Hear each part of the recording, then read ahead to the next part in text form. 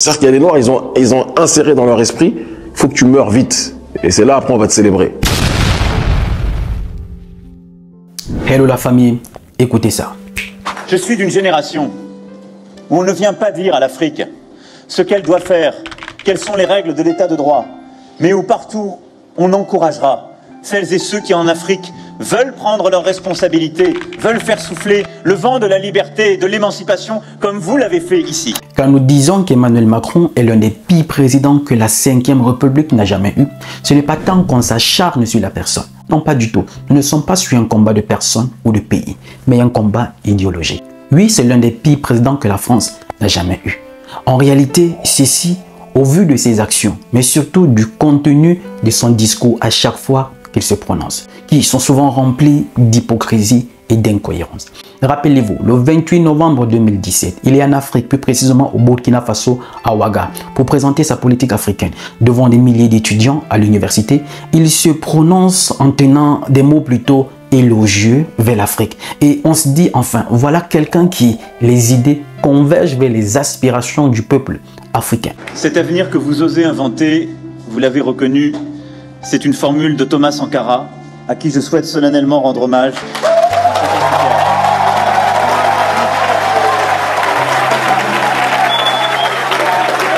Alors on m'a dit, ici c'est un amphithéâtre marxiste et panafricain. Donc je me suis dit, c'est l'endroit où je dois aller pour m'exprimer. Mais là, c'était se mettre le doigt dans l'œil, ne connaissant pas l'homme. Parce que quelques années plus tard, la réalité va nous rattraper. Novembre 2017, dans un amphithéâtre de l'université Joseph Kizerbo à Ouagadougou, j'avais débuté mon discours en citant les mots de Thomas Sankara et en annonçant qu'il n'y avait plus de politique africaine de la France.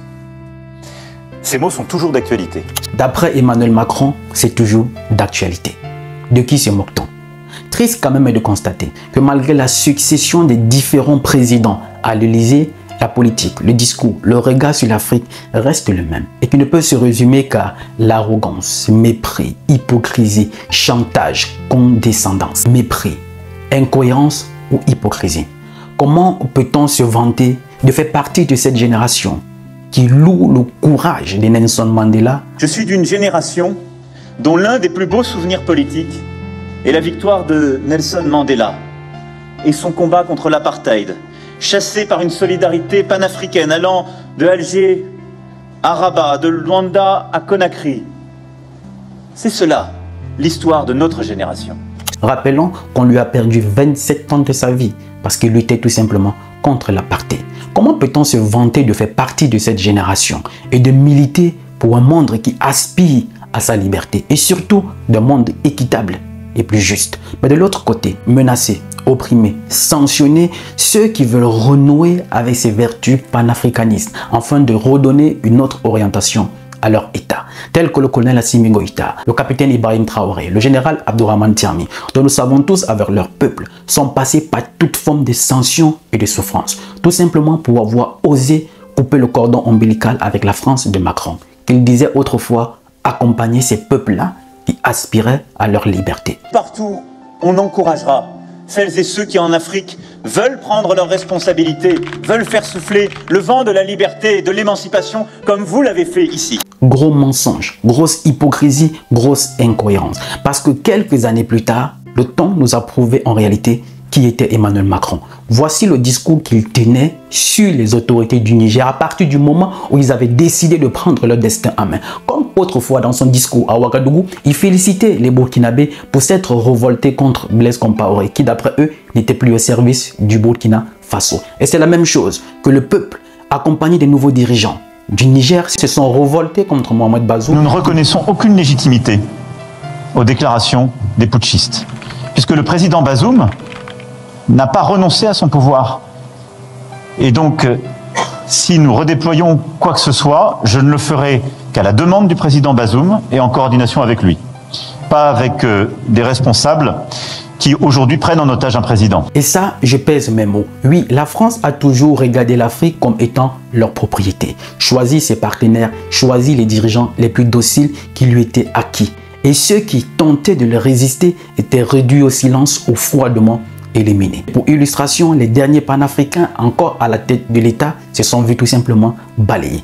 Comme le président Muammar Kadhafi, ici c'est sous nos yeux, il a été froidement assassiné. C'était un message fort d'intimidation de la France envers certains dirigeants africains. Pour ceux qui oseront nous résister, subiront le même sort. Ou encore le président Laurent Gbagbo, fidèle à sa politique, il laissait les Africains décider et choisir ce qui est bien pour eux. C'est sous les bombes françaises qu'il a été délogé de sa résidence, humilié avant d'être transféré à la CPI. C'est toujours un message de la France.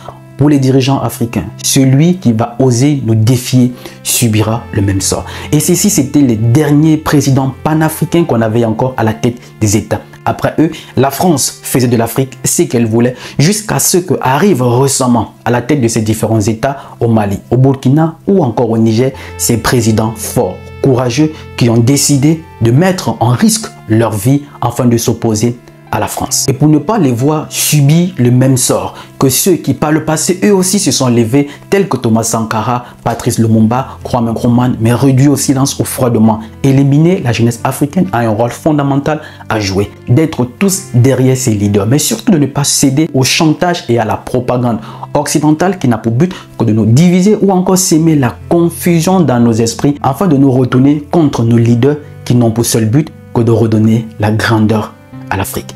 Alors nous avons tous un rôle fondamental à jouer, mais surtout ne pas commettre cette erreur qu'a commis nos parents par le passé où certains leaders africains se sont retrouvés tout seuls, comme le capitaine Thomas Sankara. Vous vous sentez isolé en Afrique?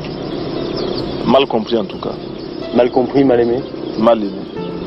Ouais. Oui, ce sentiment d'être incompris et surtout d'être mal aimé. Pourtant, il n'avait qu'une seule idée en tête, c'est redonner la grandeur à l'Afrique, surtout couper le cordon ombilical avec le néocolonialisme. Mais il a été sacrifié par nos propres semblables. D'où Ahmed Sékou Touré, lui aussi qui avait quasiment subi le même sort, disait « L'ennemi de l'Afrique, c'est des Africains inconscients ». Les complots que nous avons connus ont été fomentés grâce à l'appui des puissances impérialistes, mais avec la complicité des nôtres.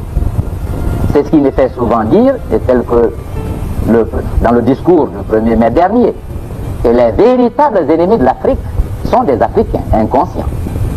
Car si tous les Africains exprimaient la même volonté d'être, la même volonté d'authenticité et de dignité, eh bien l'impérialisme ne pourrait pas du tout réaliser son dessein, à savoir dominer le continent africain. Aujourd'hui, il y a un nouveau ère qui s'ouvre sur l'Afrique. C'est ère de la liberté. L'ordre mondial est en train de basculer et aujourd'hui, la plupart des jeunes africains ont pris conscience de l'importance que représente l'Afrique sur l'avenir du monde. Cela devient une obligation pour chaque citoyen africain de soutenir ces panafricanistes qui au quotidien mettent leur vie en danger pour défendre dans les 4 coins du monde notre continent. Dans la société civile, les activistes tels que Kémy Séba, Nathan Liam, pour ne citer que cela. Aujourd'hui, la France, après avoir perdu au Mali, au Burkina, au Niger, s'acharne maintenant sur ces jeunes Africains braves, déterminés à couper le cordon ombilical avec la France. Aujourd'hui, ce sont ces personnes qui subissent le chantage, l'humiliation, comme récemment Kémy Séba, qui lui aussi dit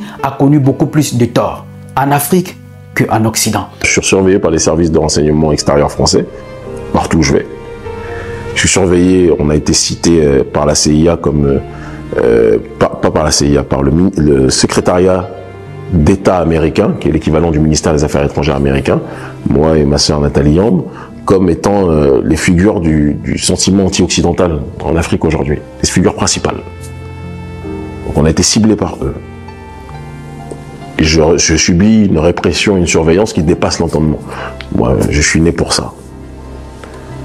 Mais ceux qui m'attaquent le plus, ceux qui sont les plus jaloux, ceux qui font preuve de la plus grande bêtise, qui sont dans des calomnies, ce qui ne m'empêche pas d'être aujourd'hui suivi par des millions de gens sur les réseaux sociaux, notamment Facebook, qui est le réseau le plus populaire en Afrique. Mais ceux qui sont les plus jaloux, ce sont des Noirs, frère. Il faut qu'on ait le courage de le dire. Les plus grandes altercations que j'ai eues dans ma vie, j'ai fait du placard 2 fois en Occident, j'ai fait du mandat de dépôt 2 fois en Afrique. C'était pire en Afrique qu'en Occident, évidemment, même si en Occident, c'était plus long. Mais ceux qui m'ont fait le plus de mal, entre guillemets du mal, parce que je suis dur à cuire quand même, mais ce sont des Noirs. Les plus grandes calomnies Je suis surveillé par tous ces services de renseignement. Tu vas avoir des tartés, rageux, jaloux, qui comprennent pas pourquoi j'ai cette influence aujourd'hui dans le monde noir francophone, qui vont dire ouais mais lui c'est un Illuminati ou c'est un franc-maçon. Comment t'expliques qu'il soit autant suivi, qu'il passe dans les médias? Pourquoi on l'a pas tué? S'il dérange, pourquoi? Parce qu'aujourd'hui, maintenant, la règle, c'est si tu déranges, il faut qu'on te tue.